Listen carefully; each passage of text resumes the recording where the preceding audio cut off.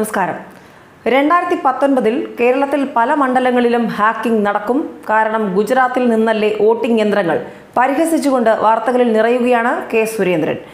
കഴിഞ്ഞ Lok Sabha തെരഞ്ഞെടുപ്പിലടക്കം electronic voting യന്ത്രങ്ങളിൽ കൃത്രിമം നടത്തിയെന്ന ഗുരുതരമായ ആരോപണം US സൈബർ വിദഗ്ധൻ കഴിഞ്ഞ ദിവസം ഉയർത്തിയിരുന്നു.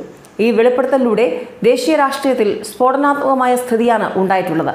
എന്നാൽ ഈ ആരോപണത്തെ പരിഹസിച്ച് രംഗത്ത് വന്നിരിക്കുകയാണ് BJP നേതാവ് കെ സുരേന്ദ്രൻ. വരുന്ന തിരഞ്ഞെടുപ്പിൽ കേരളത്തിലെ പല മണ്ഡലങ്ങളിലും ഹാക്കിംഗ് ഉറപ്പാണെന്നും കാരണം ഇവിടങ്ങളിലേക്ക് വോട്ടിംഗ് യന്ത്രങ്ങൾ ഗുജറാത്തിൽ നിന്നുമാണ് എത്തിച്ചിരിക്കുന്നതെന്നുമാണ് കെ സുരേന്ദ്രന്റെ പരിഹാസം. രാജ്യം കോൺഗ്രസ് ഭരിച്ച 2014 വോട്ടിംഗ് യന്ത്രം നരേന്ദ്രമോദി ഹാക്ക് ചെയ്തു എന്ന ആരോപണത്തിലെ യുക്തിയും സുരേന്ദ്രൻ ഫേസ്ബുക്ക് പോസ്റ്റിൽ പരാമർശിക്കുന്നുണ്ട്.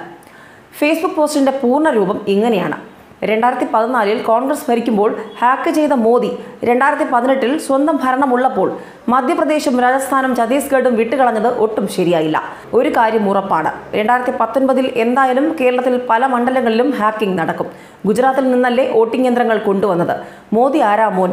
അന്തിച്ചർച്ചയും 1-ാം പേജിൽ ഇടുമെന്ന് മോദിക്ക് പ്രശ്നമല്ലെന്നാണ് കെ സുരേന്ദ്രൻ ഫേസ്ബുക്ക് പോസ്റ്റിലൂടെ പറയുന്നത്. ന്യൂസ് ഡെസ്ക് കർമ്മ ന്യൂസ്.